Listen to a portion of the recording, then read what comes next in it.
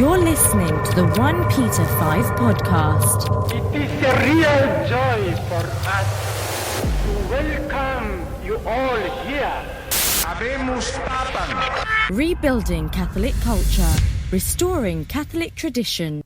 Hello, fellow humans, and welcome to the OnePeterFive podcast, episode number 51. My name is Steve, and I will be your host on this magical mystery tour. Today is Friday, February 1st, 2019, and I think we should have a little bit of fun. Hey, everybody. How's it going? It has been 2 weeks, I think, since the last podcast. We are working on producing them more regularly, and hopefully we will satisfy your every podcast need and desire. Today, I have a special guest, OnePeterFive contributor and recent Catholic convert, Stefanie Nicholas. Let me pause to take a sip of my delicious beverage. Refreshing. And, I don't know. It's, I think it's Friday. Let's lighten up. Let's have a little bit of fun. I was going to do a monologue. I don't know if you really want to hear a monologue from me. We've got an interview that's about an hour long, so I don't really want to use up all your time talking about things like the release of new credibly accused priest abuser lists. Okay, just a little monologue. There's a new report that came out yesterday in Texas. Another list of credibly accused priests. The list is said to go back about 70 years in time, if I'm not mistaken. Here are my thoughts on this. These lists are going to keep coming out. They need to keep coming out in one respect. The church hasn't done a good enough job policing itself, and now state governments and the federal government are investigating all these claims of sex abuse. But the problem is that these things become a clearinghouse of everything, right? So what you wind up with is priests who are falsely accused getting rolled up in the list with those who are actually legitimately guilty. I noticed that there was a priest on the Pennsylvania grand jury report who I had known growing up, and I knew him because of his orthodoxy. He came into a parish that looked, like a Baptist church. It was iconoclastic. It was so plain. And he built a high altar and put in a communion rail and added Latin to the Mass. And he didn't do the traditional Mass, but he did a lot of things that really changed the entire aesthetic of the parish, and he revitalized it. There were people who were upset and they left, but there were more people, who came and stayed. And then I remember hearing, this wasn't my parish, it was a parish of some of my family members that I would visit on occasion. And I remember hearing at some point that he'd been accused of some sort of impropriety. And that as time went on, he was sent to a facility and they tried to strip him of his priesthood, and there were these nuns there who thought women should be priests, and he wasn't allowed to wear his clerics or to offer mass and all this stuff. And he was there for like a year. And he said that they had tried to strip him of his priesthood. And then, he's later brought back into circulation, but not given a parish because he'd been accused. And then at some point along the way, so the story I was told through the grapevine was that he had been exonerated of the charges, and that in fact, the people who had made the charges had kind of admit that they had sort of coached their son into claiming that something had happened that hadn't happened, and that they had an animosity toward the priest, and whatever. The fact was, the priest never was the same again. He was never given a parish of his own. He was given permission to go spend time in another diocese where he was at least able to sort of assist at different things, because at home he was persona non grata. And that was kind of the last thing I'd ever heard. He showed up at one point and was doing some choir work because he was really gifted with music, sacred music. And then I just never saw him again, never thought of him again. And then last year I heard that he had died. I think, cancer, and he was in his 50s, so pretty young. And then the Pennsylvania grand jury report comes out. He's in there. There are more accusations. The charges were dropped. There's no sense of closure about why were they dropped. Were they false? Were they not? I don't know. So I have a priest who I saw have a very positive impact on my family, on my extended family. He got a lot of my cousins serving at the altar. And they all became altar boys because he was one of these guys that's like, get on a cassock and surplice and everybody let's serve, and 30 boys are up there on the altar. So a lot of my extended family members grew closer to their faith through that experience. But I read this report, and without any distinctions, what I'm left with is doubt in my mind about this priest. The problem with this kind of thing is you don't know the truth. And in many cases, the guys whose names are being released, they're already dead. They're gone, and they can't defend themselves. But that doesn't mean that they didn't have an impact on people's lives, that they didn't have parishioners who maybe really loved them or found that they were, profoundly good men in some cases. And those people read these lists and they find out and they're traumatized and scandalized by this. And I don't know. So this clearinghouse approach to allegations concerns me.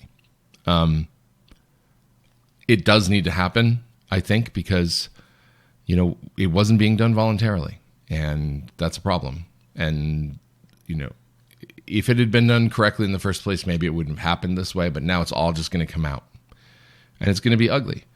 The flip side of this is that I have a friend who is an attorney by trade, and he has begun helping priests who are falsely accused. And he has advised them that if they are falsely accused, they can't just take it on the chin.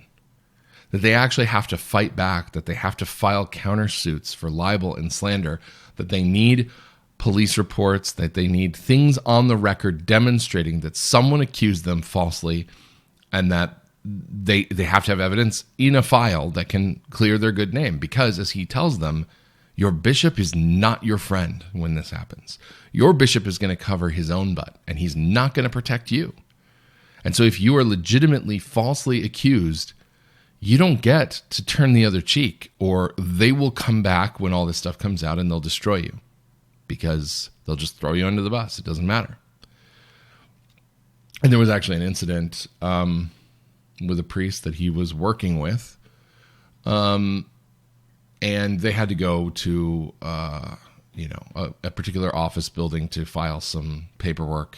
I don't know the details, and it doesn't matter. I don't want to identify the priest or the guy that I'm talking about anyway. But as they're walking through the main floor lobby of the building, my friend stops to go grab something. And so the priest is walking alone, and he's wearing his clerics, and he's walking down the hall, and these guys in nice suits, probably attorneys of some sort, coming the other way, look at him, and one of them says, "Oh, great, just what we need. More child molesters in the building." Now, they don't know anything about this priest. And in fact, the priest is there because, he's been falsely accused, and he would like to clear his good name so that he can continue doing the work that God called him to do. Now, my friend related this story to me for two reasons. One was to just show that this is the climate of the conversation around the priesthood and around the Catholic Church right now. This is the way people look at things, and it's disgracing all of us, all the priests, all the faithful who love the priests. Everybody gets lumped in. But my friend, being who he was, they all wind up on the same elevator. The priest, my friend, these guys in the suits, and my friend and the priest needed to go to like the third floor. So they hit the button, and my friend asks the guys who don't know that he's with the priest, "Yeah, what floor do you need?" And they needed, I don't know, like the 40th floor. So, of course, he hit every button on the way down. And he said, "Oh, sorry, I just can't help myself. I have to touch buttons when I see them." And they got off on the third floor, and and laughed for a very long time as they heard the elevator ding on every floor on the way up. It wasn't much in the way of retribution, but it was highly amusing to them at the moment, and it broke the tension. But I think that it's I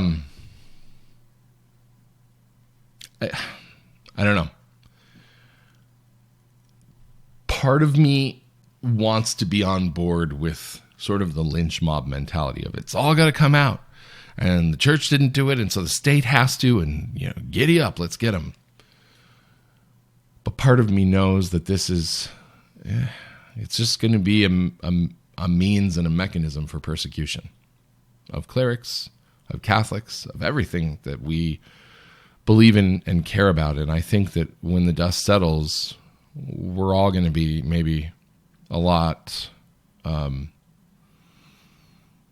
think we're going to have some regrets about being so eager for this to happen. It's a chastisement, and it's not going to be pretty. So today, it's interesting because I'll be interviewing a guest. I believe I may have. Did I mention her already? I have a terrible memory. So I will be interviewing Stefanie Nicholas, who is one of our new featured and regular contributors here at OnePeterFive. She's also a recent convert to the Catholic faith as of last year. And she came into the church somewhat miraculously. I had first met her online because she was writing conservative political commentary, anti-jihadi stuff. And I had actually kind of invited her to consider Catholicism because it was compatible with her worldview. And she flatly said, not interested. And then a few months later, she contacted me and said, hey, I'm coming into the church. Thought you might want to know. So her story is really interesting. And it's interesting for a couple of reasons. But I think one of the biggest ones is she chose to become a Catholic at this moment in time when being a Catholic is harder, in many respects than it's ever been, socially speaking. I mean, it's obviously we don't live yet in an age of martyrdom where our faith means that we're going to be fed to the lions. But, socially speaking, spiritually speaking, it's very difficult for a lot of people to keep their faith in the church. And those converts who are coming into the church right now, I think we need to learn everything we can from them about why they were drawn to Catholicism at this moment of intense crisis. They have a lot to offer us. And I don't know. It was a great interview. And I'm going to go ahead and cut right to it here in a second because I don't want to take up any more of your time. So my little monologue, little one, is done. And we'll be back with Stefanie Nicholas in just a minute.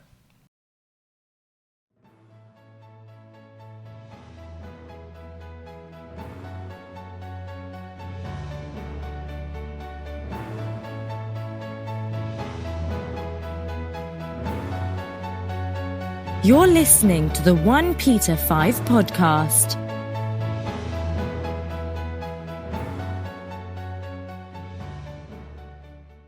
Joining me now is OnePeterFive contributor Stefanie Nicholas, a self-identified millennial conservative writer who recently joined the Catholic Church in the middle of what is arguably her worst crisis, not Stefanie's, the church's, in history.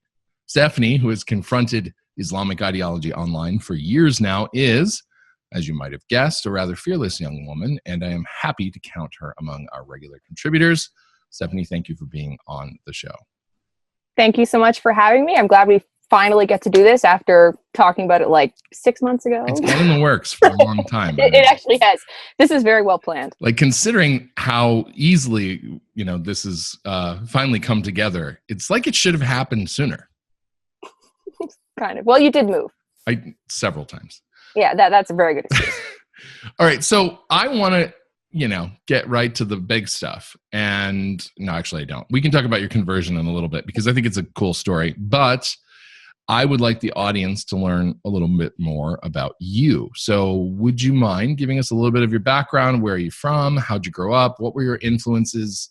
Kind of set the stage for this transition that's happened in the last year. Set the stage for the crazy thing that hit me in the face out of nowhere. Yeah, I am from Ontario, Canada. I have lived here most of my life. I grew up in a converted one-room schoolhouse. I have a mom and dad and 2 younger sisters. And I would say that I have always been very interested in the sort of things that would have led me to become interested in Catholicism. I really grew up talking about politics and religion and just, culture. And my dad and I were always kind of best friends, still are. He's Greek Orthodox, so pray for him. But yeah, I think I always really enjoyed things like reading, writing, having discussions from a very young age. And now I get to do it all the time in my job. It's amazing. That is awesome. So I first encountered you online, and I'm trying to remember exactly how it happened. I know this is great. I've been trying to piece this back together. I'm doing a little bit of forensic analysis here. Oh, no. It was early 2017. I know that. Old tweets.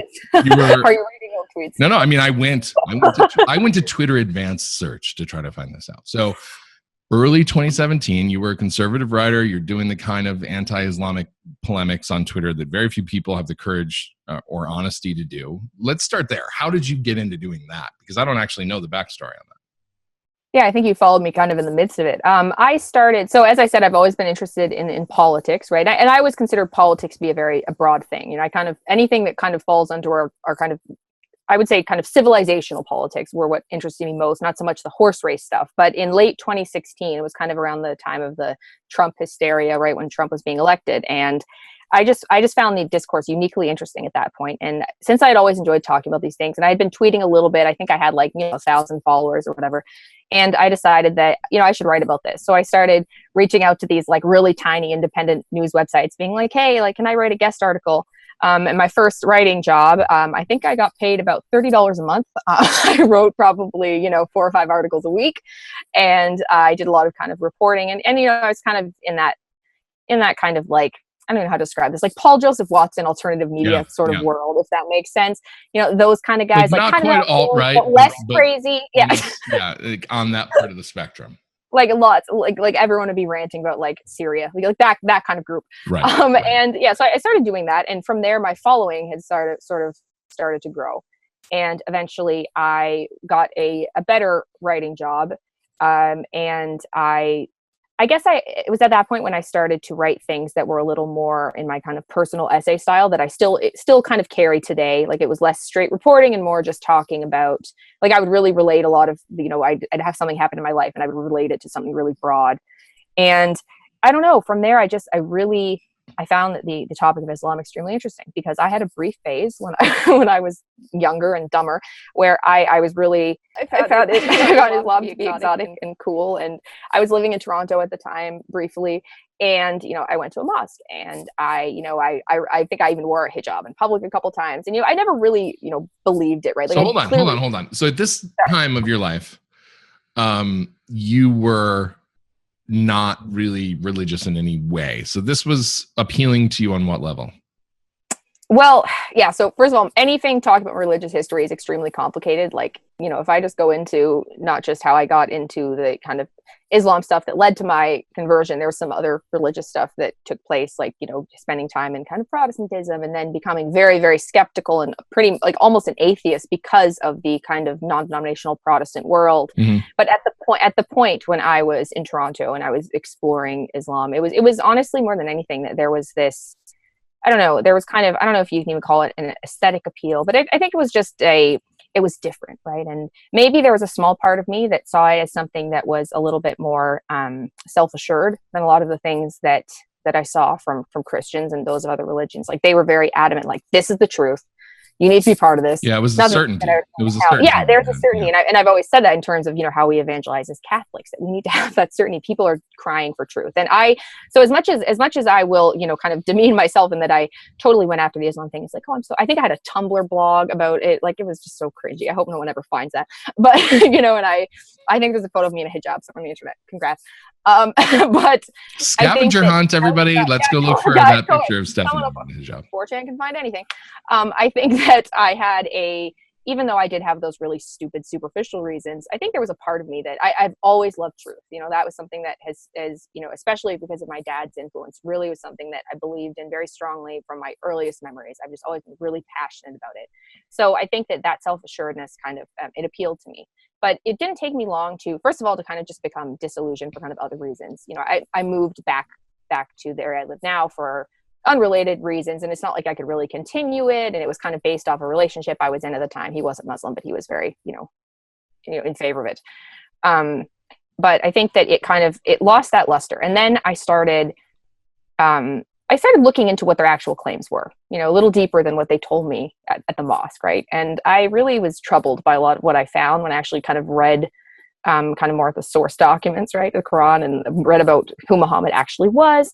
But it kind of took a back burner. I think a lot of people look at it and they go, oh, I started having issues with Islam around the time of the World Trade Center attacks. And for me, it took several years later than that. But it wasn't until this was when I was still at my first writing job. And I remember reading about this bill in Ontario called, it was a motion actually, M103, which basically was a kind of set of government guidelines to kind of, I don't know, I think their end goal was basically to criminalize Islamophobia, and not anti-Muslim hatred or bigotry, but to criminalize Islamophobia as such, like to basically to make, criticism of Islam to fall under a sort of, anti-discrimination law. Right. Because I mean, that's how we define Islamophobia, right? Is just anything that you say about Islam that's negative, even in the slightest. Right? Yeah. Because that means that I'm irrationally afraid of Islam. Well, the term itself is very silly for other reasons, right? That people should be a little scared of Islam, but it's conflated with anti-Islamic hatred, and it's been a while since I've even thought of this bill. But I remember at the time that just something about this and about the woman who's pushing it. It was a Ontario Liberal MP named Aoife Khalid, and she was the one agitating for it. And I decided, you know what, I feel like if I look into this woman, I'll find something. And I did. I found a lot of very disturbing ties to the Muslim Brotherhood, especially her father. And I wrote an article about it. And this article ended up kind of blowing up. It got shared by some pretty major people like Paul Joseph Watson and Stephen Crowder and those sorts of guys. And it kind of went off. And people were like, thousands of people were. Another part of this as well is that she was the president of the York University in Toronto, major Canadian university, their Muslim Students Association. And I found pure factual evidence that in 2014 at the Islamic Week thing, put on by the university, that they were handing out literature that involved, basically apologetics for honor killings and wife beating. So this was pretty disturbing. That's and people, nice. It's great. Yeah. And people were tweeting the university and tweeting her campaign and a lot of people were saying like, why are you going to condemn this? Like, of course she was president in 2007, so of course, factually speaking, I don't know what they were doing in 2007. Somehow, call me skeptical, but I think they probably were doing something similar in 2007 than they were in 2014. So it's just a disturbing it was just a disturbing thing to me. And that really was where it took off as a passion, right? I was like, I want to learn about this. I want to learn everything I can. So during this next kind of year, I was writing on all kinds of stuff. I think that's a theme with you. There's a triggering event. There's a triggering event. And then it's Stefanie wants to learn everything she can about this topic. And that is absolutely true. It's true. And I will never run out of things to learn about Catholicism, which is great. And it's a lot more pleasant than learning about Islam every day. So let me transition here, because I think this is where you were. Did I cut you off before you hit the denouement of your story? Because I don't think I did. No. I was trying to make it a short version. There's so many threads to my life. God works in deep ways. Right straight with crooked lines, right? Yeah. So, but this is where I encountered you, right? Is I see you online, and I don't know, somebody retweeted you. I don't know if it was Robert Spencer. I don't know who it was. Somebody that I followed retweeted something you wrote, and I was like, dang, there's some young woman out there who's actually doing this. Like, nobody talks about this stuff. OnePeterFive did a series on Islam very early on. We founded in 2014, and I think it was the first or second day we actually had a piece called The Dialog Delusion about Islam. And it was written by Andrew Bizad, who's an Islamic scholar. He's fluent in Arabic. He's practically memorized the Quran and the Hadith and everything. And he wrote a series of articles for us, and he talked about when he was doing Islamic studies, I forget, somewhere in New England, I forget what school he went to, the first day he had this Islamic student tell him, that he deserved death and all this kind of stuff. And he was like, whoa, and so he kind of really dove in, because it was like, I was just studying this, and now this has become something that's really worth my attention. So we started doing that very early on. And so I see you talking about this stuff, and I'm like, common ground, right?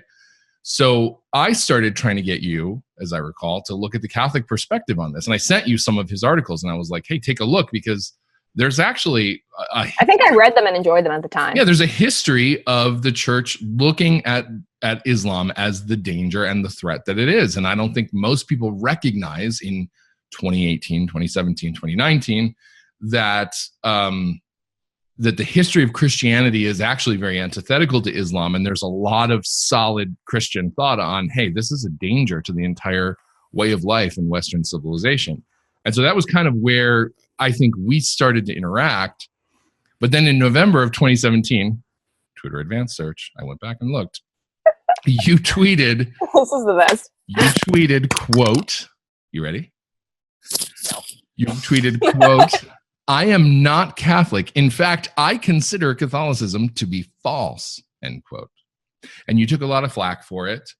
And you got pretty irritated about the flack you were taking for it. And somehow I got sucked into the conversation because I didn't see the original tweet, and people were like, why are you giving this, chick respect because she's saying this and that? And I was like, she's not Catholic. Do you really expect her to respect the Catholic faith? Like there's something. Yeah, I was honest about it. I didn't believe it's true. So there you go. If you don't believe it's true, you're not going to think that. That's, you don't just condemn somebody for that. In my opinion, that's not how evangelization works. So anyway, we kind of kept up our rapport and our dialogue, but there wasn't a lot of interaction. And then what is it? Like, I don't know, 2-3 months later, it was February of 2018. I get a private message from you, and all you say is this. You're like, so I'm becoming Catholic. Just thought you might appreciate that. And that was no, there was one more. You said, if you had told me a month ago I'd be doing this, I would have told you need to stop drinking at 3 p.m.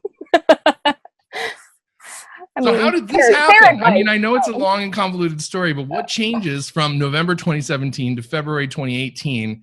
It's drastic, and then you've got this confidence and you're on fire. How can you explain this?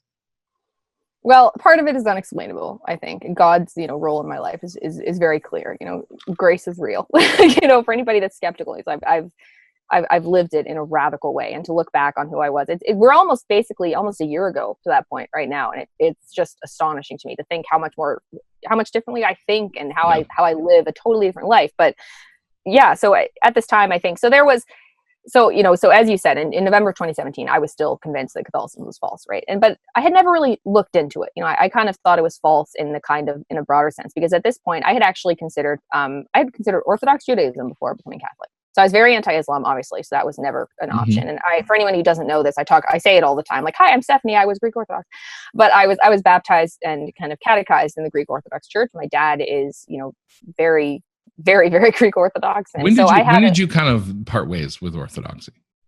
Yeah, okay. So yeah, when I was about, so I went as a child. I went to the Divine Liturgy every week, and I never really. I don't know. I just feel like, obviously, I received the sacraments and all these things, but I never really had a deep connection. I think there was a part of me that wanted to at various times, and it would kind of, I want more. And it was, I think for me, the biggest thing was that we went from a parish that was very, kind of more mixed ethnicity and, less ghettoized, I would say, even though it was really tiny and literally in the basement of an Anglican church, like this windowless room. And when you say ghettoized, though, because for traditional Catholics, ghettoized literally means in the ghetto, because all of our parishes are in the worst parts of town. But you mean ethnically, right? Yeah, I meant, ethnically ghettoized.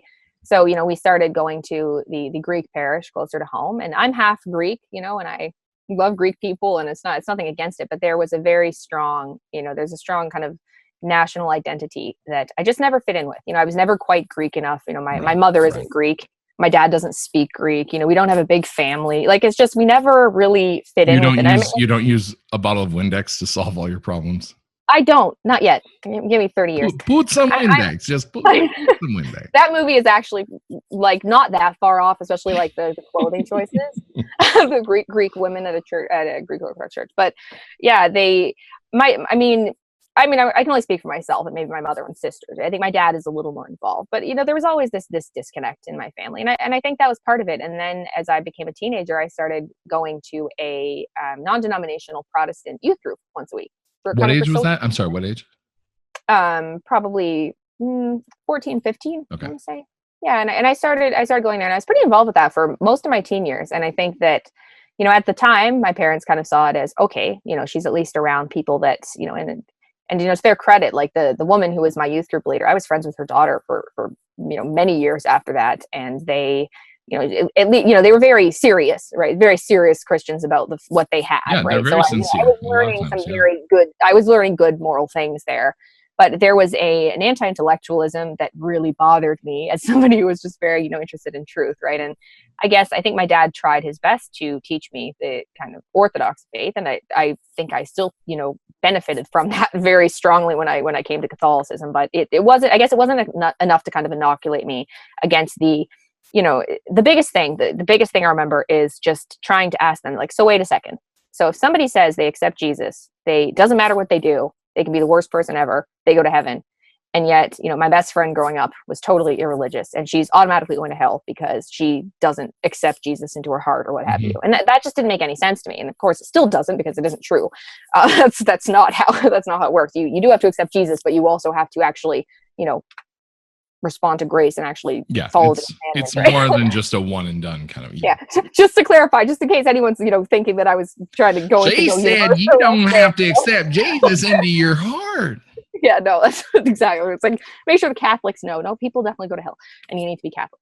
But yeah, I think that was the biggest thing. And so this kind of, it was a social thing, and it became more and more of a social thing. About over time, I didn't really believe, and I had never really accepted the basic things, like, scripture alone was never something that made sense. I never really. Is that the experience of religion without sacraments? I mean, I'm a cradle Catholic. I don't know, but I kind of feel like you don't have sacraments, if you don't have liturgy that really puts you at the foot of the cross on Calvary, then all you really have is fellowship, right? I mean, what else? It's true. Well, I always thought this, that that was another thing, is we'd go to church on Sundays, right? And I'd get a lot of these churches were these kind of big non-denominational churches, and it wasn't at all like growing up where you have to go to this Orthodox church. It was, oh, we can go to this church this week and this church the next week, and we'd go with our where are your friends going to church this day? And they weren't really denominational, right? And most of them just, no, we all believe the Bible, so it didn't really matter where you went. And to me, it was more like going to a concert, honestly. They had great music, and it was energetic, and it's all very emotion driven, right? The whole kind of the liturgical style of non-denominational Protestantism is basically to use as much music as possible to get the right emotional response, and then have a really long sermon, and then eat some donuts and go home. Okay. So yeah, but it's interesting though, because I also didn't.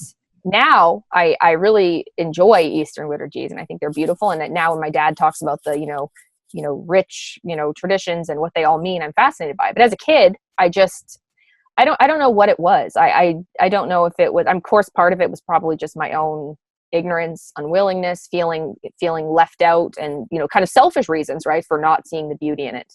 But, when I became Catholic, it's like, I was immediately very wary of the good liturgy fixes everything. Now I'm a lot more in that camp, but I still have this understanding of, there's something else that has to be there, and I'm still not exactly sure I know what that missing ingredient was for me. I think part of it, and I don't want to speculate for too long and take you off track for. Yeah, we're so off track, right? But I think we're on a story arc. It's going but up and down. But I do think though that the world, particularly the modern world, works against the liturgy. I mean, everything Absolutely. About modernity is about us.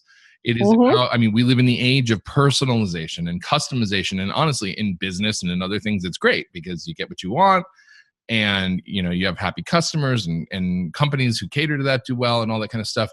But I've done both. Before I became a traditional Catholic, I went to the Byzantine church all the time because it was the next best thing. I couldn't. Oh yeah, absolutely. When all there was bad Novus Ordo parishes that were fruity and guitars and glad tambourines, the Byzantine and the Divine Liturgy of St. John Chrysostom. I say that to people all the time. Yeah. Go there. I went all the time. Go there. And I loved it. And but I can understand, as it's sort of a sliding scale. You know, at least the Byzantine liturgies are typically vernacular. So they have the reverence, but I mean, as you go deeper into things like the traditional Latin Mass, you feel completely excluded when you go to the traditional Latin Mass, when all you've ever known are things that totally cater to your ego. And you find yourself sitting there subconsciously screaming, what about me? What about me? When are you going to include me in any of this? I don't know what's going on. I don't like this. And it's all about your experience. It's not about the fact that this is, you know, an act of oblation, a sin offering to God. And, you know, it's Christ, the high priest, offering Christ, the victim, to the Father through the power of the Holy Spirit. And all this rich, not just symbolism, but actual mysticism that's going on.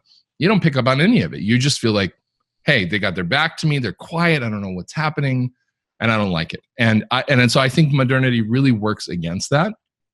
And I've even had priests in confession at times when I've struggled with my faith or whatever say, you know, are you too involved in the world? Are you being too worldly? Because that'll pull you away. It does. Yeah. And it's really hard not to, because we're immersed in our culture, such as it is, all the time.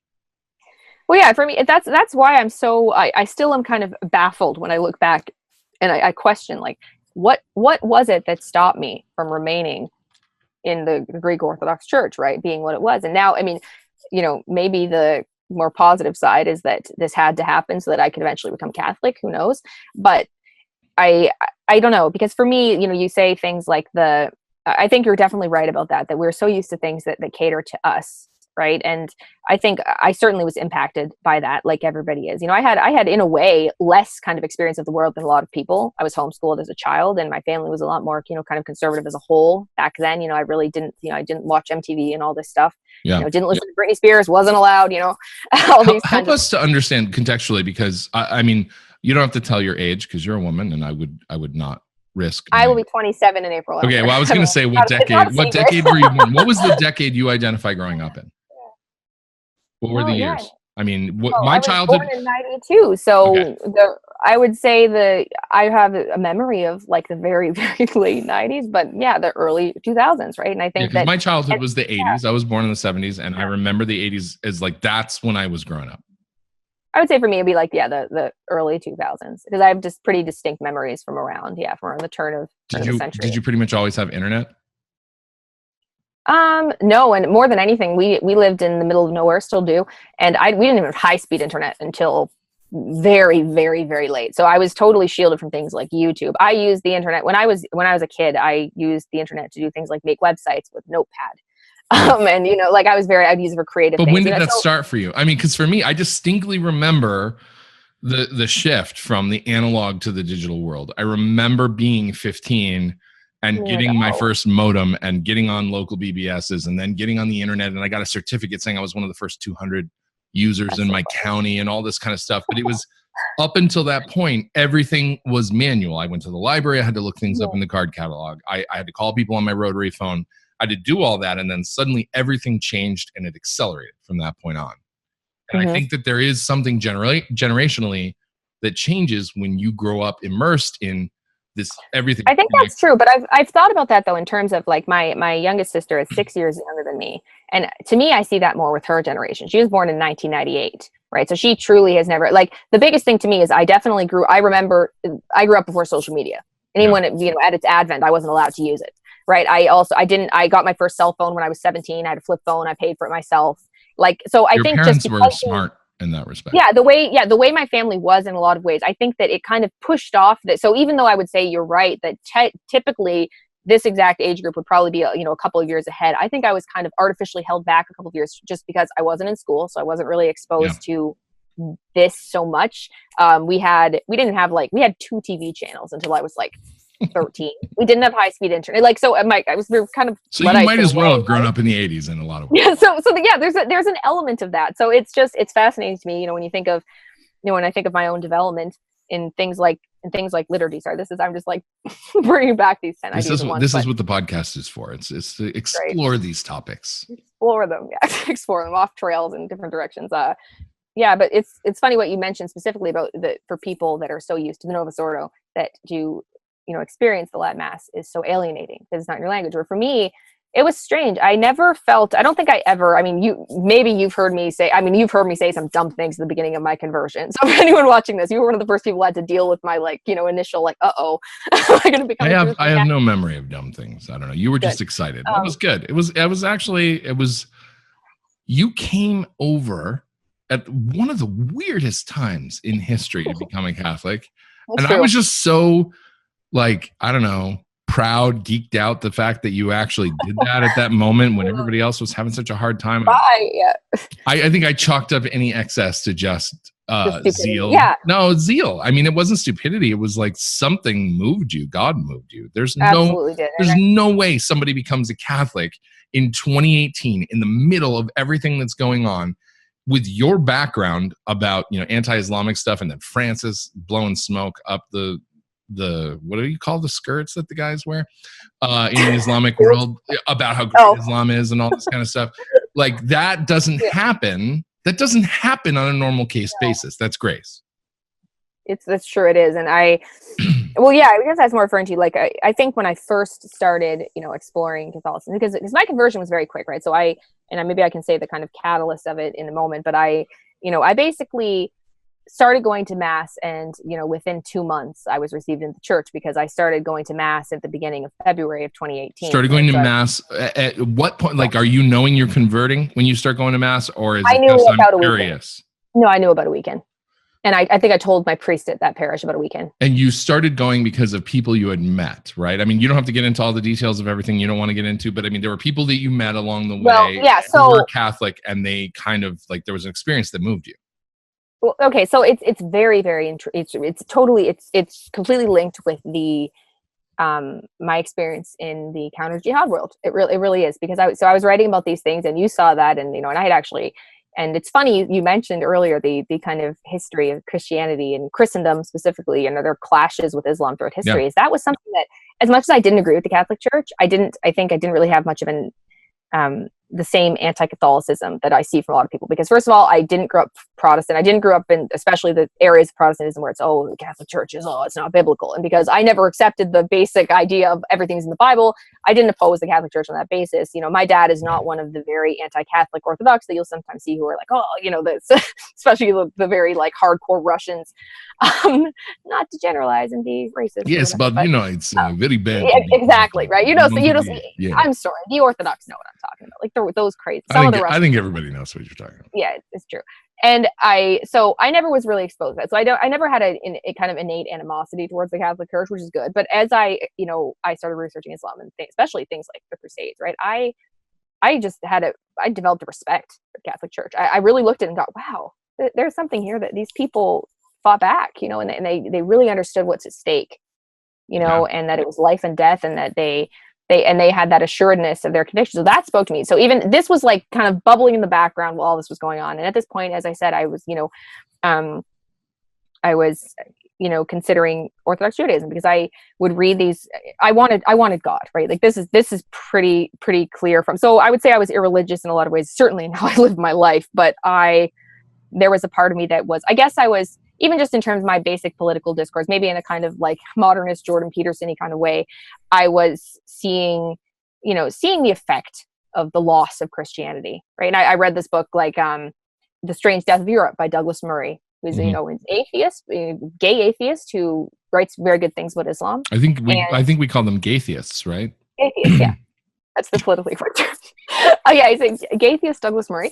And this book, which I actually loved, I bought it for my dad for Christmas, and he also really enjoyed it. But he really laid out well just the need, the reality that Christian values bring to society, whether you believe in them or not, that they are valuable things. And so I was living a lifestyle that made it difficult to conform myself to those things, and I didn't believe enough to really have the conviction to give up my sins. But there was a part of me that knew, and a part of me that desperately wanted God.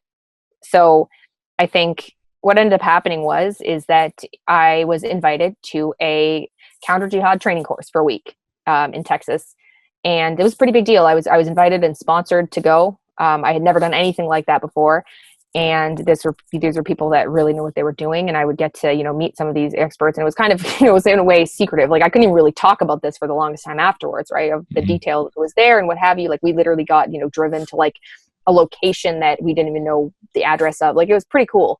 But Did they put like a black hood over your face? I mean, like, just about, just about. Like, that was the next step.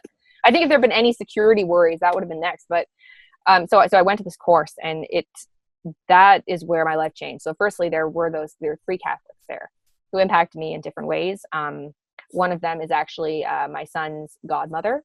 I still talk to her, she's still in my life, and I'm very thankful for her and her faith, and her story is amazing. Godmother later on, because at the time you weren't thinking about converting. No, not at all. Nothing about this trip. But I mean, that's the relevance of this person in your life, is that she became the godmother. Okay. Yeah, sorry. So for anyone, thank you. Keep me in line here, because I'm just trying to keep the timeline sorted. Yeah. Oh, I know. It's like a universe. It's like a cinematic universe of things that happen. But this is I like to talk about these things. I like a kind of long form chance to talk about them, because conversions are not this simple thing. Like, no, I was a perfect Protestant. I went to church every day, and then I read the Bible and realized that Catholicism is true, and I slowly became Catholic. Those stories exist, but people like me, that the past I had, like, it's messy. Yeah, it's a very messy, and mine is maybe messier than most in a lot of ways. But so I went on this trip, and this was not religious at all, right? So these people were Catholic. I didn't realize I didn't know any of them were Catholic at the time that I went. And what I first noticed is they would make the sign of the cross before they ate. And I was like, that's interesting. They must be Catholic, right? Because I never really, I haven't really encountered many Protestants who do that. I don't know if any of the more kind of, evangelical, older Protestant traditions still keep that, but it's not something I saw, and it was, of course, something I grew up very naturally doing. I can tell you, it took a very long time to go from the right to left crossing. That's a tough transition. I still do those 3 fingers, though. I'm keeping those. You know what, though? That's actually traditional. That is traditional. That is a Trinitarian thing. Yeah, no, that's Trinitarian. Yeah, God and man. So it's ingrained. That's legit, man. That's not East and West. Yeah, that's I'm just not old school. That's like old thousands of years old. Yeah. What is this, like, floppy hand thing as people do? No. Dunking on the western trap. Yeah, so I saw that, and I don't know, we would pray in the morning before we worked. And keep in mind, this was one of the busiest things ever. We would get up, I would be up at like 5:30. We'd eat breakfast at like 7, and we would work for like 12, 13 hours a day. I don't think I've ever worked hard in my life studying anything. And it was amazing for me, because I was so honored to be there with these people. I was the youngest person by like 15 years for the next oldest person, and others were like 30 years old. But it was great. It was a small group, and we were just in this house, and it was a really intense experience in a way, an intense intellectual experience, and just my real first experience of being like, wow. So I went from being this little writer and being on Twitter to, I actually had a chance to talk to people who really know what they're talking about, who believe in me, right? Who were willing to get the money there so I could do this. And so I was just it was an interesting place to be in, I guess, as well. And I was away from my son for the first time in ages. I'd never left him that long. And so, but there was this quaint appeal of things. Like, we would pray in the morning before we worked, and then we'd pray before meals together. And I didn't really believe it, but it reminded me of my dad, saying prayer before dinner or whatever. And it just softened my heart. But I guess if I could point to one thing that happened that week, it was we had to watch these videos of these extremely violent jihadi videos, like extremely violent. And I've seen a few of them, and I'm not a person who's really that bothered by these things. I can usually, grin and bear it. But they really wanted it, and I'm glad they did this. They really wanted to hammer home, this is what this is. Like, this isn't a joke. Yeah. Like, the work you're doing, talking about this stuff and being honest about it and knowing it, this is because we want to prevent this. And I don't know how long it was. It felt like an hour at the time, and of course there's only one other girl there, my son's godmother aforementioned, who didn't cry. I, of course, cried I don't think I've ever cried so hard in my life. And the one that really got me was this young girl, like, I don't know, maybe like 13 years old. And she's, buried up to her neck, being stoned to death. And she's crying for her mom. And he just watched her die. Oh, I like tear up thinking about it, right? It's just, and I have a 13-year-old right now, and that's who I see. That's what it's like. Yeah, that's what, and that is what this is. Like, this isn't a joke. I don't talk about this stuff, as much now, just as my other focuses, but I'm never going to be, if anyone asks, you're going to hear the full truth, because it's important. And, but what I realized in that moment was just, I spend so much of my time and energy, and I put myself out there to the point, I've had local newspapers write hit pieces about me, and I've, endured a lot of criticism from family and friends for the stuff I'd say. And I really, I'd sacrifice some things, small sacrifices, right, compared to, real sacrifices. But I'd sacrifice things to fight this evil, right? In a lot of ways, I'd spend a lot of my time, and I mean, that is what it is. It's evil. Exactly. You might as well. I mean, it's like criticizing somebody for saying, "Hey, the Nazis suck and they kill a lot of people and they're really bad guys." Yeah, and, right. I mean, it's Nazism and Islamism are so similar in their supremacist ideology, and people don't realize that, and they're both evil. It is, and I have no problem saying it, and but I guess I realized in that evil. So I knew that it was evil, right? I'd seen this stuff. I knew the stuff. I wrote about this stuff. I mean, that's why you were there. I'd heard stories. I'd talked to ex-Muslims with just unbelievable stories of the abuse they've suffered. Like, I was not going into this blind thinking, oh, Islam's fine. Like I knew, and yet something in really being faced with it, sitting with these people that I respected and being faced with, we're trusting you to be here because this matters. This is evil, and you're somebody that stuck your neck out. Yeah. And being faced with that, I realized, like, almost I just washed over me that I fight these things and I have nothing to fight for. What do I have to fight for? What is the good that I'm fighting for here? So is it a recognition you're fighting against something but not for something? Is that what? Yeah, exactly. That's exactly what it is. I realized that what is the good that I'm fighting for? Is it just? I realized it had to be more than just, my life, my freedom as this kind of hazy political concept. Like, what is the meaning of what I'm fighting for? These people are willing to do this for something, and I'm not even willing to,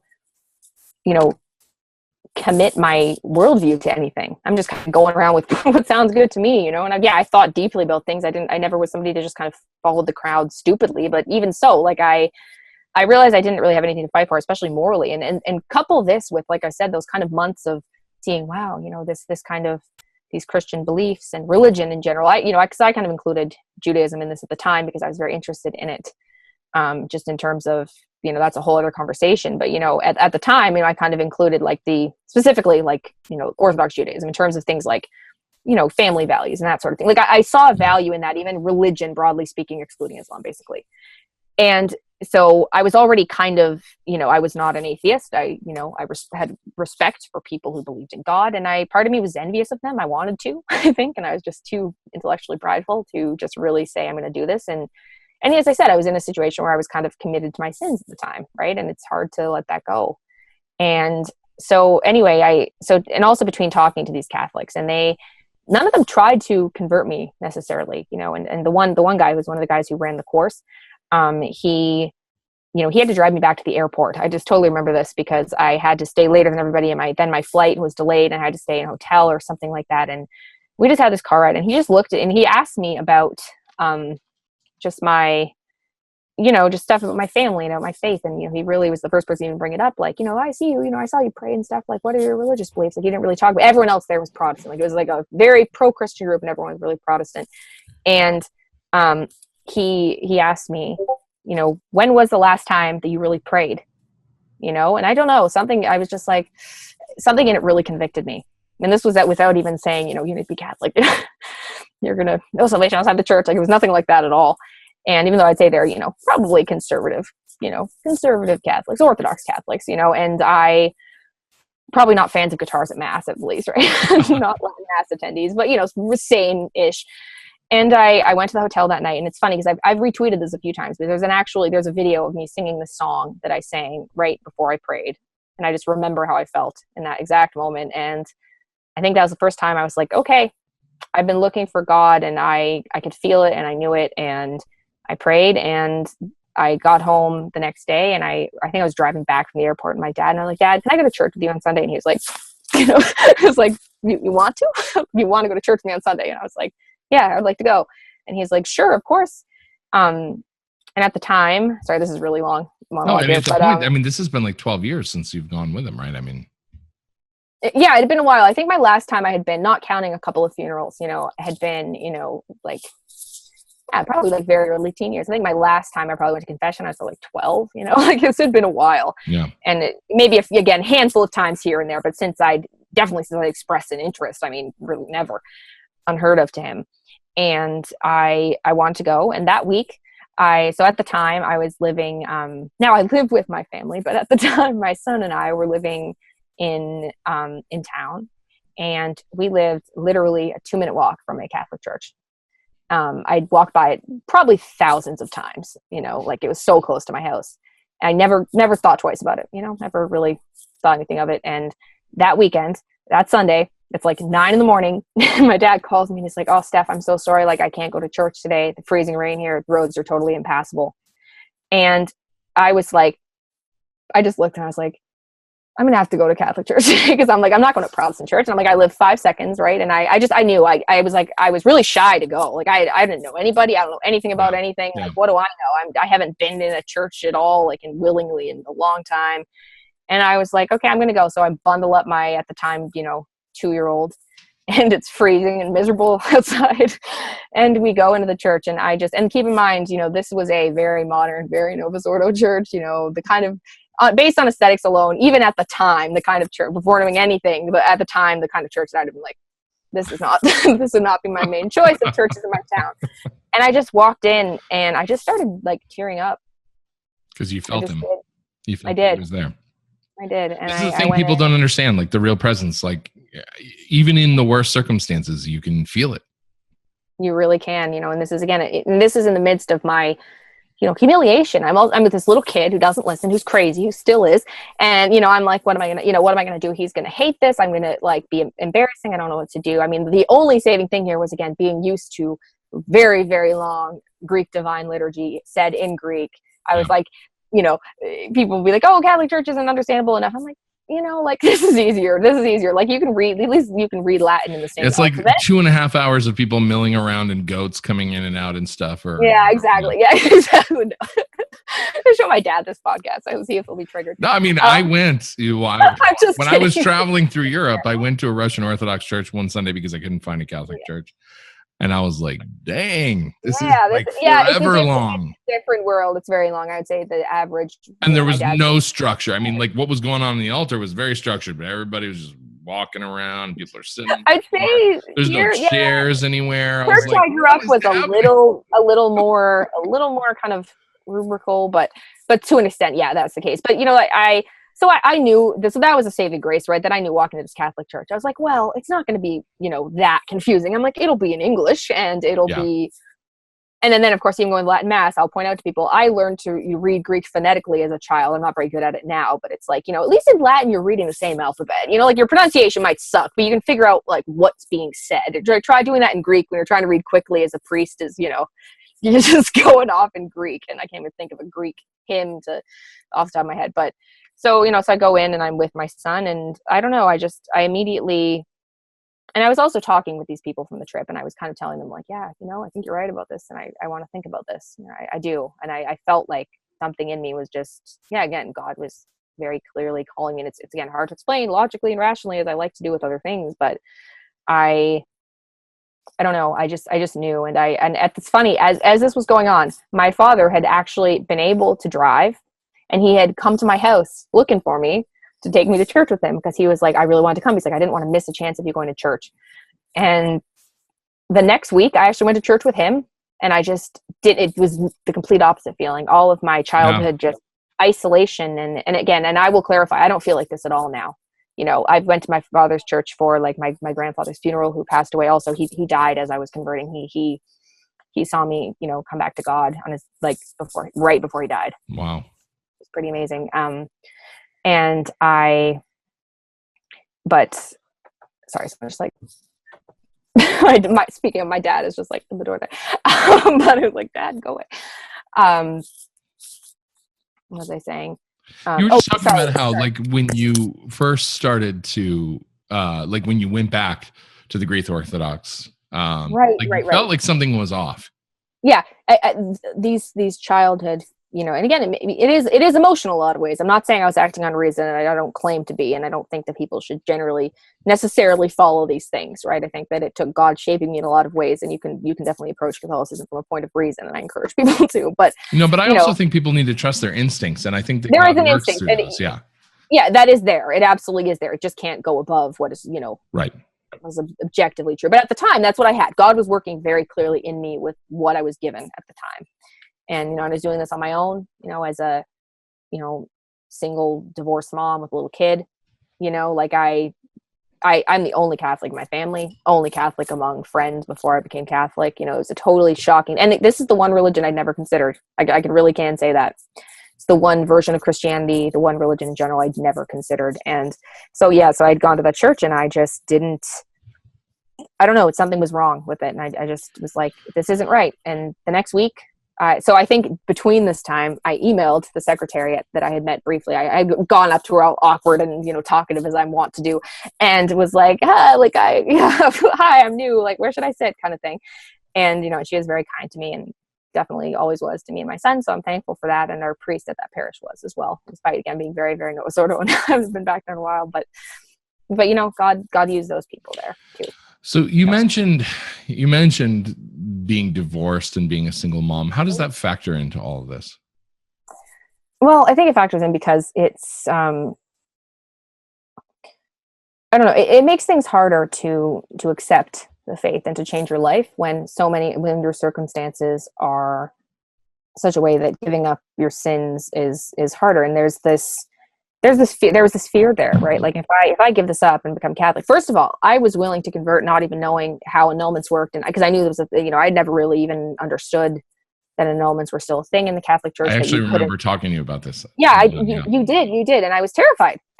Right. And I will say, but I will say again, to speak to the kind of feeling, conviction, and instinct, I was so sure that I was willing to be alone forever and not even have the possibility because I knew it was the right thing to do. Yeah, if that's what it took. That's a scary thing. But that is a scary thing to think about. And I think incredibly scary, but it's also profound that you felt that strongly. I mean, I think that's a part of your conversion that's a little bit undersold, is that, all you wanted was to have a healthy relationship and a marriage and children and all this kind of stuff. And you came from one that wasn't. And then, you weren't even religious at the time and all this stuff had gone on. And now you're converting and you're like, I'm willing to give up this thing that I want more than anything else in the world because I believe this is true.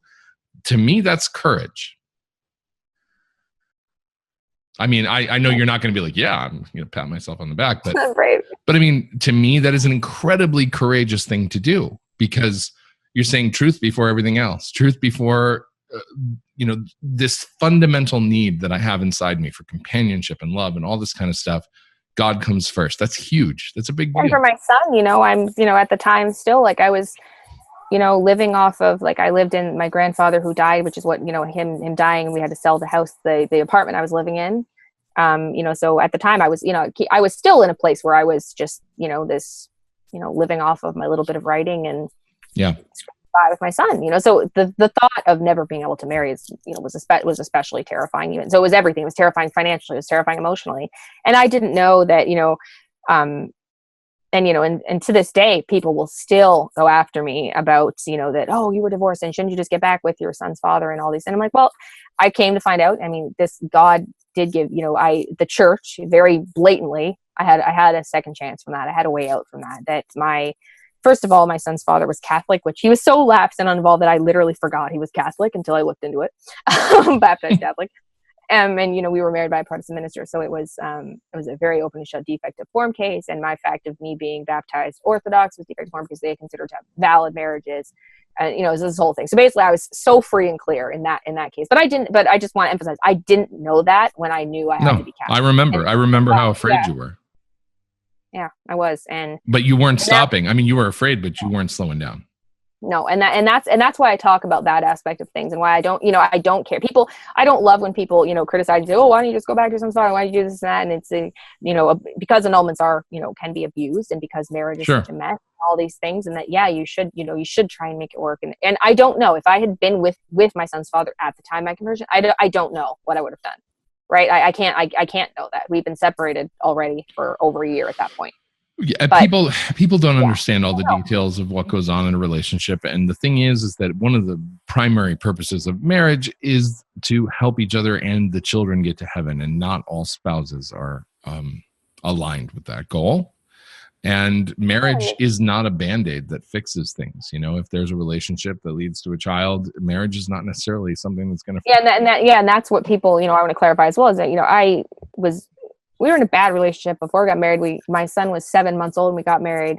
We actually lived in the same home for 6 months after. It was a terrible mistake. I knew I did it on my so-called wedding day as an act of final desperate. I remember just begging God, like, can you just Like I had that level of faith, that very like, the kind of level of faith that prompted me to get a tattoo of a cross. Like, oh, I believe in Jesus, that kind of faith. But I still had this.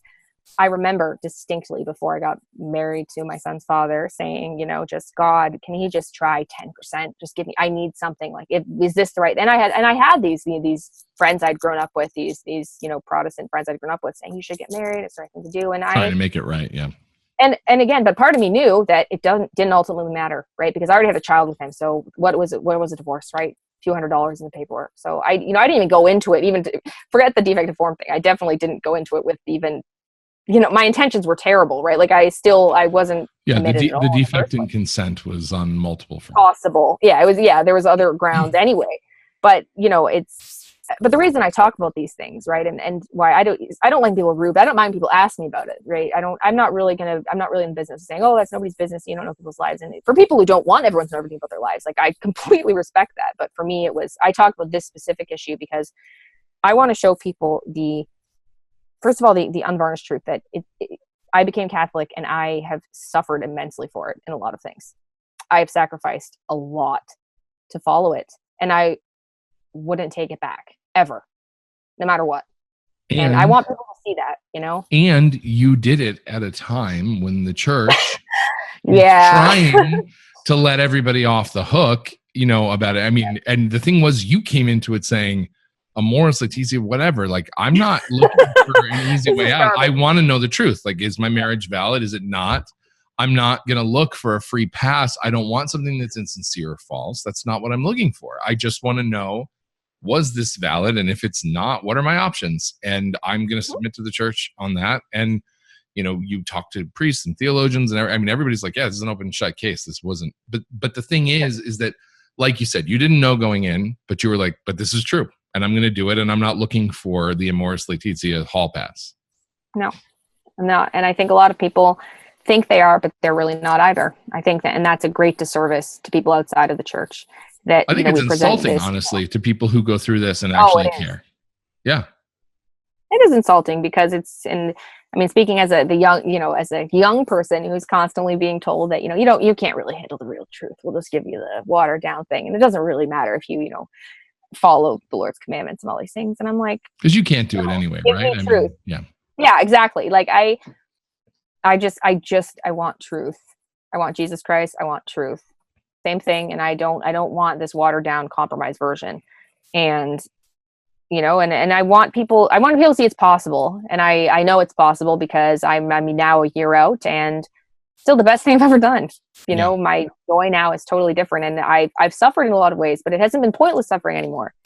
And that is a critical difference because we're all going to suffer, right? We are all going to suffer, but is it going to be suffering that saves souls, saves our own souls, saves the souls of our family? I think it's one of the most undersold aspects of Christianity is that it gives meaning to suffering. I mean, that alone is such a huge thing. That was one of the first, I think, when it's funny, I was still writing in very much writing in secular politics. And this was the whole thing too, that I transitioned away from. So, my conversion was especially weird because I had already at this point, it wasn't, I'm a little more well-known now, even especially in Catholic circles. But at the time, I still had like a decent following on like Twitter and things. So I converted very publicly, right? Like this was. I think you still have more people following you on Twitter than me. I do. I do, Steve. Between me and OnePeterFive, I think I've got you beat. But it's like I think only so. Yeah, and the site Facebook, you're winning. But yeah, so it's. I don't know. I think it was interesting though because I was writing. I'm gonna have to destroy you. I'm gonna have to find a way. Yes, he's got to win. The competitive streak is just kicking in. Yeah, I had this, but it's interesting because I was at this point. So I wrestled with, so finally I'd found something that I was good at. I'd wanted to be a writer since I was a little kid, right? I've always wanted to write. I thought I wanted to write fiction novels growing up. Turns out I'm absolutely trash at novels. I'm terrible at them.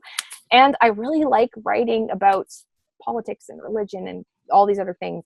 And I had finally found something that I was like, I'm on track doing this, right? So and even the counter jihad world, that's what I thought I'd be doing. I was finally making waves in that I was meeting the right people. I knew everyone in this world, and I was, getting offered more opportunities and all this. But something, when I found the Catholic faith, I was like, this is the foundational, most important thing. This is what I need to, and I need to be able to know this and study it and talk about it. And I can't do that with my focus being on just talking about kind of general conservative politics in the United States or these other things. And I mean, I still talk about these things now, as an aside, but it had to be coming from a very Catholic basis. And I remember one of the first, one of the first articles I wrote was funny as I wrote about suffering, because this was right after my grandfather died. Yeah. And I remember just praying with him on his deathbed and really meaning it, and how beautiful that was. And seeing that, he died just like, and obviously he, died Greek Orthodox. So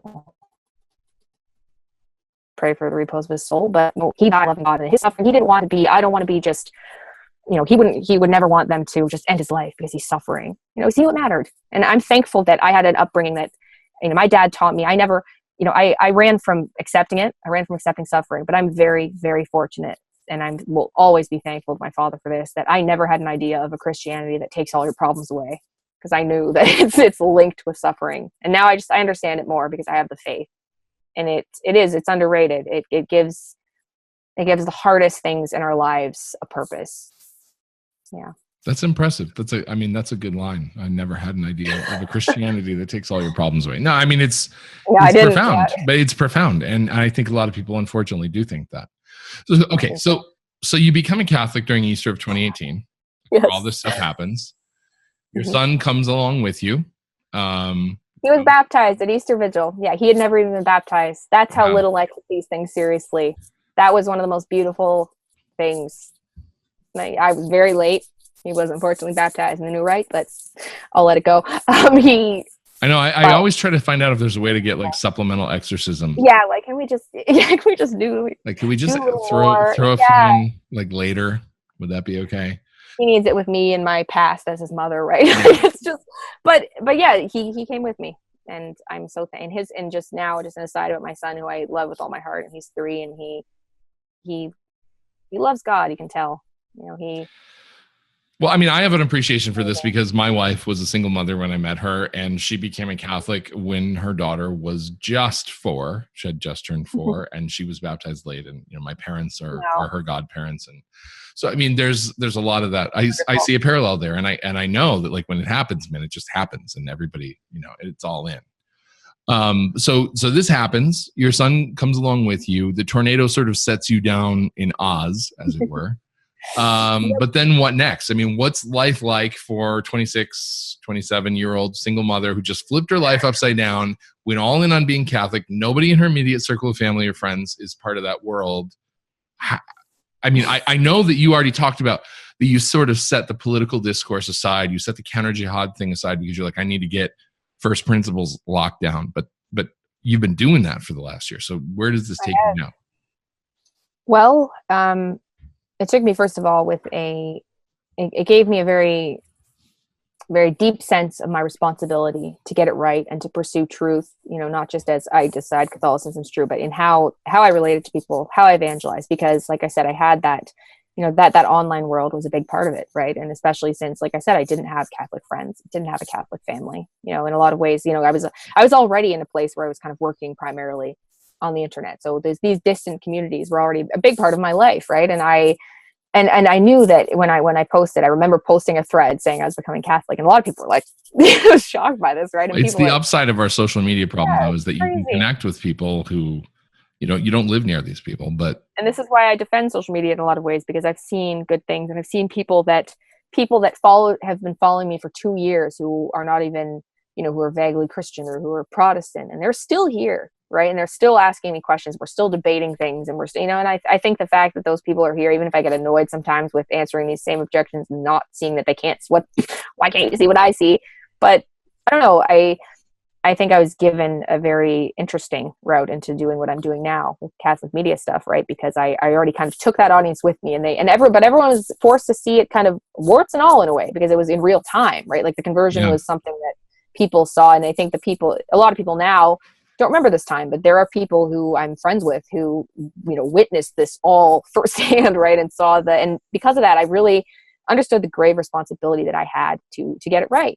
right? And I didn't see this as just, oh, I'm new, so therefore no one's going to take it seriously. I thought, and there were people who were legitimately really shocked by this, right? I mean, people who turned on you, people who were like, nah, I don't want anything to do with you anymore. I've lost friends. I've had, lost people I've worked with. I've lost the respect of many people. There have been those sacrifices, and it hurts, right? Sometimes, because I'm human. But you dealt, from what I saw, you dealt with a lot of these people very charitably, and you tried to explain everything to them. Not always perfect, but I get it wrong sometimes, and I can always be more charitable. But I think I guess I understand now that I've been found by God in a lot of ways. I understand even more deeply how lost I was. So I think I have a lot of compassion for people. And I think this is something that I don't like, the whole like, oh, converts are going to save the church kind of thing that's there a lot of the time. I don't think that's true. I think that without cradle Catholics, we would have nowhere to go. But I think there is something true of converts, that even counting kind of, semi-decent Catholics who kind of follow the church's rules, and you mostly go to mass on Sundays. Even they don't know what it's like to truly live, over a decade without the sacraments, right? To just totally be right. No recourse, no sanctifying grace for so long, relying solely on just kind of your own intellectual power and these sorts of things. And I really do know what that's like. So I think that because of that, I have a lot of compassion for people who are lost in various ways, whatever their error might be. But that doesn't mean, at the same time, that doesn't mean that I baby people. And I think that because I think back to our conversations, because, when I first told you, like, hey, I'm becoming Catholic, like, you were really, you were like basically the first traditional Catholic I knew. And I think that's a great thing, because I feel like I pretty much completely skipped the like kind of conservative Catholic phase, right? Like I was never really going to ask you about this, but do you remember the first thing I said to you?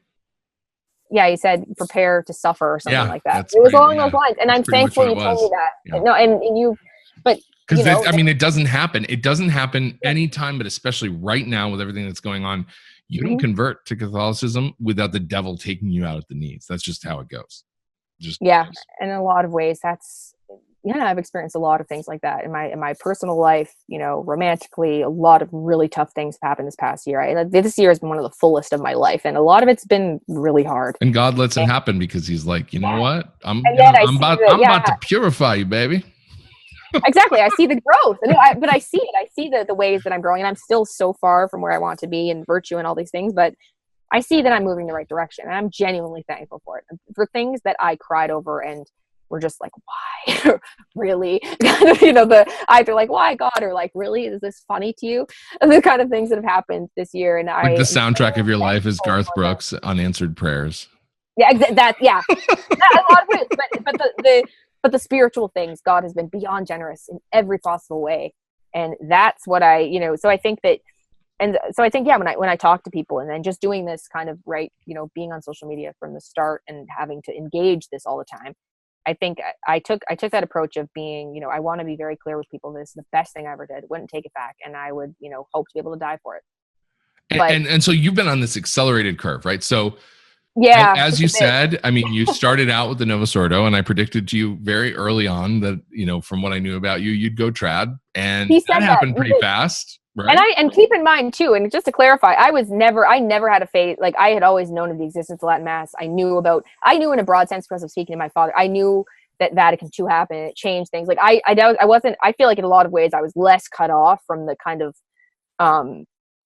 revolution that happened in the church in terms of understanding what it was than a lot of cradle Catholics who that grow makes up sense. happy in the Novus Ordo. You know what I mean? So I don't think I never was, just the fact of just looking at like me going to that church the first time and being like, guitars really, and this architecture sucks. Like I never had a much of an attachment to Novus Ordo anyway. The only thing that I will say is that I had my only skepticism was about the Latin Mass was only the vernacular thing, and that was because of my upbringing. In my association with non-vernacular liturgies was not Latin as a universal language. It was, we are Greek, this is in Greek, everyone who's Greek fits in here. You're not Greek, really. You're vaguely Greek, and everything's not Greek doesn't fit here. So I had that slight skepticism, but I don't think there was ever a point when I wouldn't have jumped at the chance to at least visit a Latin Mass, but I didn't have one near me. But that attitude is actually interesting, because I think if you apply it to the Latin Mass, it's not we're Latin, it's we're Catholic,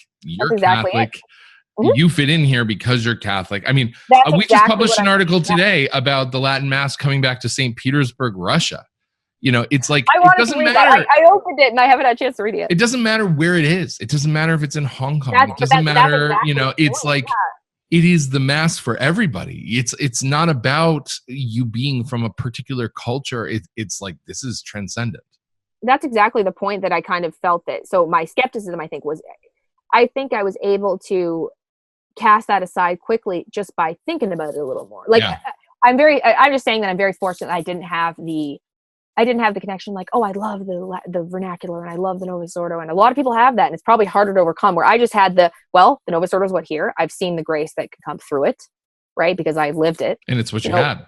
I went every day with Dawson for like 7 or 8 months.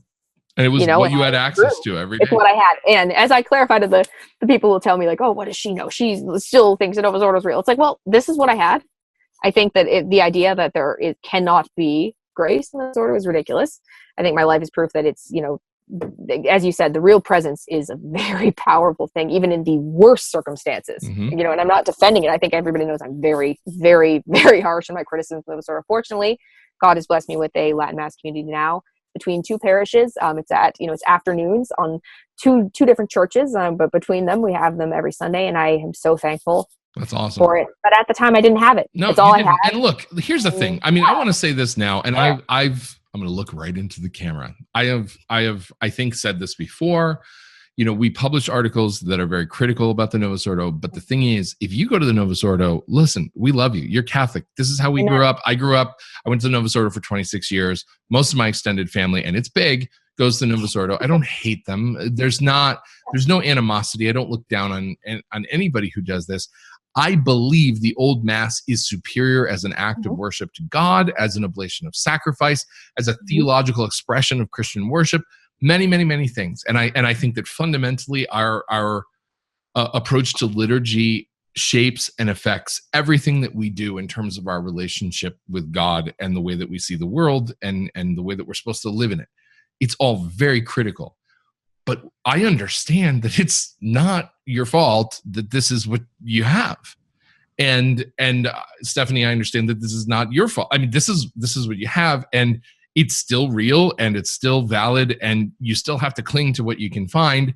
And as soon as you have the possibility of doing it, if you can graduate to something more nourishing and more substantive, then fantastic, do it. But don't for a minute think that just because one thing is better than the other, that you're a bad person when you don't have access to the other thing. And stop. Or that it's nothing involving the real presence of Jesus Christ could be worthless in and of itself, right? Like, it can be. I think for me now, the couple times I've attended the Novus Ordo, even after just a couple months in Latin Mass, I am very fortunate that I don't have to. But it, again, as far as how I feel, but it bridged the gap. I mean, it got you exactly the people exactly like. The reality is that I would not have become Catholic had I not had that parish. Even just looking at the most basic thing of, I may have never even tried to go to a Catholic church had I. And my dad even says this, that he admits this, that if I had gone that, remember I said that second Sunday when I went to his church, he thinks that it's very possible that had I gone to that church that day and had that miserable feeling and just this, not wanting to be here, not feeling right about it, that what if I never gone back? Yeah. Yeah. And so, whatever, it wasn't the most, perfect math. And again, I try not to pull any punches about it. I also try to encourage people that, if the information's out there and you can try and learn more about why, listen to traditionalists, right? Listen to them, because, it's very possible that they're actually right. And, I've been wrong on so many things, and I've been like, well, great, they were right about this 50 years ago and I'm just catching up. But yeah, it's, I think that's one of the most unfortunate things about tradition is that there's nothing about this that involves keeping score. This is not about, we were right 50 years ago, and why are you coming to this so late? Why did it take you so long to figure this out? No, I don't care. No, but if that is ever the approach of anybody, if it's ever condescending, if it's ever, stop. That's not what it's about. The traditional mass isn't great because we like it. It's great because it's been tested through time. It has nourished countless saints. It is the fruit of sainted popes and theologians and doctors of the church, and it has spanned over 1,000 years. I mean, this is something that nourished the church in a way that nothing else ever has. It's great because it has nothing to do with us, because we would make it worse, honestly. I mean, exactly. That's the problem. The problem with the Novus Ordo is that we took control of it and made it work. Yeah. So exactly. Yeah. And that's exactly it. And that's another point too. Like, I just want to say that, like, I look back and I think, well, these people have been saying this forever and I didn't listen. But I will say, on the side of those people who have been listening to this for years, and even you never treated me like I was a fool when I came around on certain things I disagreed on. You were just happy that I did. Yeah. And I think that is something that is, because I think that a lot of, there are obviously problems within the traditionalist movement, but I would say overall, my welcome in what I've done with writing for OnePeterFive and, other things I've written and just my social media stuff, I have found the people truly rejoicing at, one sinner's repentance, right? And which is awesome, because I saw people in the beginning I really doubting think you. that's true. I saw people doubting you because they're like, you're a new convert. Who are you to talk about this stuff?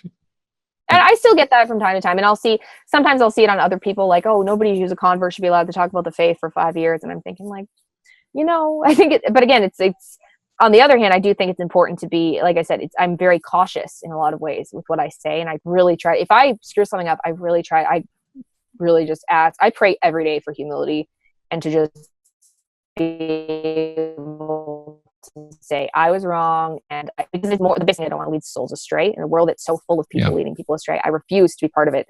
And I would rather be embarrassed and feel stupid because I didn't know something than get something that important wrong. And like I said, because of even my experience in secular politics, like, I would see this excuse, right, from younger, and because I started doing that when I was like, I guess I would have been like turning 25 at the time. And I remember these excuses by these, like, young conservative types, and like, oh, well, she's young and she doesn't know. And I'm like, it doesn't mean you have less of a responsibility. You have more of a responsibility. You've stepped out and said, I'm going to be here with the adults. I'm going to talk about big things that matter.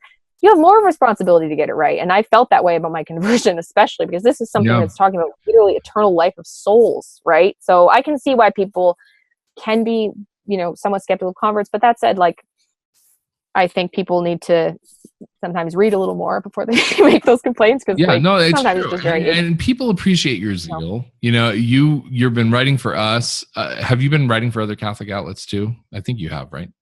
I've written before. Yeah, I've written for LifeSite before. I have a piece that I'm working on right now for Catholic Family News. I think I'm trying to think of other specifically Catholic places I've written for.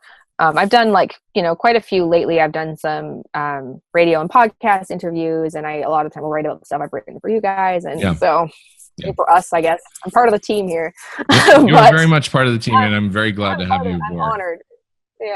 So, okay. And it's kind of my home base. It's going to stay my home base, I think, because it fits me. You guys let me be my my full. Well, I mean, I practically had to beg you, but I was like, seriously, it's time. You need to start writing about this stuff because you have this. I mean, the story is there. He wanted me to, and it took so long, and things were crazy. And I was like, I don't know if I can do this yet. And he was like, "We believe in you, Stefanie. We always have."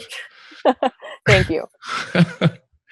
Well, I mean, so what are your goals now as a content creator? How have they shifted from when you were doing strictly political podcasting and writing? Well, I think my biggest thing is that there's a lot of pressure that has in a way gone off of me despite having far more work now than ever before, especially being a single mom to a 3-year-old who is not, he's very, very demanding in a lot of ways. I'm living in a very tiny house with 3 other people. All these other challenges make it really hard to get the work I want to do done. But there's a piece about it because I know that, when I was doing political stuff, it was always, and I ran a YouTube show with guests, multiple nights a week. I was just so busy all the time. And now I still feel like I'm just as busy, if not more. I do way more studying now, reading, all these things. But there is a piece in knowing that I only now have to, I really try to ask God, like, give me the grace to get the things done today that need to be done, to talk to people that, need to be talked to, pray for the people who need to be prayed for. And I'm going to leave the rest to you, God, because there's only so much I can do. So I work from that point, and that the goals are to, to bring people to the church who are outside of the church, to keep people in the church that want to leave, and to, help people to get closer to Jesus. And in terms of practically speaking, I want to write more someday. I'd love to write books someday, because I think that's still my one writing goal. Yeah, now I'm with you. I want to be a writer this year, I'm like, the first one's going to happen. It has to happen this year. Yeah. Oh yeah, you have to do it. And I think it's surreal. I've wanted to be a writer since I was a little kid. And again, like, if you told me that I was going to be, being a writer, right? And I still feel like a fake liar saying that, but it's true. That's normal. Everybody does. Everyone says that. And the fact of the subject that I'd be a writer who was writing, the traditional Catholic, and doing that's just bizarre. Teenage me would not have believed that, but I think that's the next step though, because I want to write a book and I've always wanted to. So that's something I want to do. I'm going to be starting a podcast soon, so that's actually coming up soon. So I'll have You are? I am, yeah. It's been very, very hush hush. Really, very few people know it even exists. It's going to be with a friend of mine, and I think it's going to be really good. We're going to be talking about from a traditional Catholic perspective, but we're also going to get more into some of how we can apply these teachings of the Church to our problems in the world and to politics. And I'm excited about that because now I think I've finally got to a point of just ridiculous amounts of just full all Catholicism morning till night for a full year. I think I'm getting to the point where I'm like, okay, I can juggle a little bit of like the secular stuff and putting my very Catholic and explicitly Catholic perspective on some of these practical things. And I'm excited about that. And just, I'd love to do more. I want to write more this year. I want to be less sporadic and terrible. And to just, get out there more and to raise my son. And now I could have the blessing of my little tiny Latin Mass community. I want to do anything I can to help grow that. Right? That's awesome. So I have to ask because I see that you have now started making scapulars, and through the magic of through the magic of post-production, I think I'm going to throw a picture up because look, here we go. I think that these look really cool, and they've got a very rustic kind of handmade quality to them. They're actually beautiful. It reminds me of sort of like the stuff that would have come out of the Vendée, during the French Revolution. Oh, I love that. Is this maybe going to be a side business for you, or is it just a hobby right now? So I have only made a couple of these. That one, full disclosure, the back looks like absolute garbage. I had to glue down part of the strings because it was all messed up. I haven't put the strings on. It's the magic of show business. You just show the parts that. Yeah, I just showed the front. Yeah, so nobody. But I'm just thinking, okay, I'm not I'm not an artistic person. Not good at crafts and stuff very much. And I was like, and I was just shocked I could make something that looked like somewhat like what I was trying to make it look like. Like it looks like what it physically it's supposed to be, I guess. And I posted it and people were saying like, oh, like, can I buy one? And I was like, like, I didn't expect people to want that. It's very unique. I think it looks really cool. So you can find them on Etsy. It's just, they're like $50. And now seeing how much time they take, I can kind of see why. But I don't think I could ever, I think time wise right now, I can't even keep up the stuff I'm currently doing, let alone start a side scapular, being the crazy, like trad scapular lady. But that said, I've really thought about maybe, making some, like, spending a lot of time on them and then maybe putting them up for like, donation sort of thing. I think there's a story here that we could sell for the marketing. You're this reclusive scapular maker that, only issues 6 scapulars a year and they're worth an enormous amount of money. That's exactly what it's going to need to be. Well, thank you. I'm inspired to try and finish the second one I'd started. Which was beautiful until I messed up the very last part of it. Now I don't know. I have to get creative and fix that. But from making friendship bracelets to scapulars. That's exactly. That's your book. That's your next book. My next book. All right, let's not get ahead of ourselves. All right, Stefanie. Well, we're so glad to have you as a contributor to OnePeterFive, and more importantly, to have you as a Catholic. So thank you and welcome to the big crazy family. Thank you so much. All right, thank you. You've been listening to the OnePeterFive podcast. This has been a production of OnePeterFive Incorporated, copyright 2018, all rights reserved. If you have downloaded this podcast through iTunes, we encourage you to go there and leave us a review to help others find and enjoy our show. If you would like to support our work, go to onepeterfive.com/donate to make a tax-deductible contribution. This not only helps to pay for web hosting and the fine content we provide, but keeps food on our tables, coffee in our cups, and the lights on, which really helps us see what we're doing. Until next time, I'm Steve Skojak. Thanks for listening.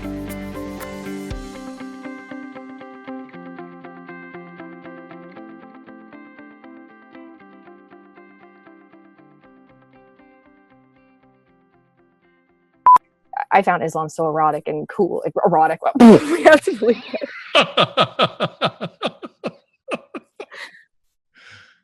That is the dumbest thing I've ever said. Remix! I can't believe I said that. I'm not even nervous at all. I shouldn't drink wine. Anyways, what was I saying? You were saying you found Islam erotic and cool. This is good TV. I think we should keep this in, honestly. Exotic. I found Islam exotic and cool.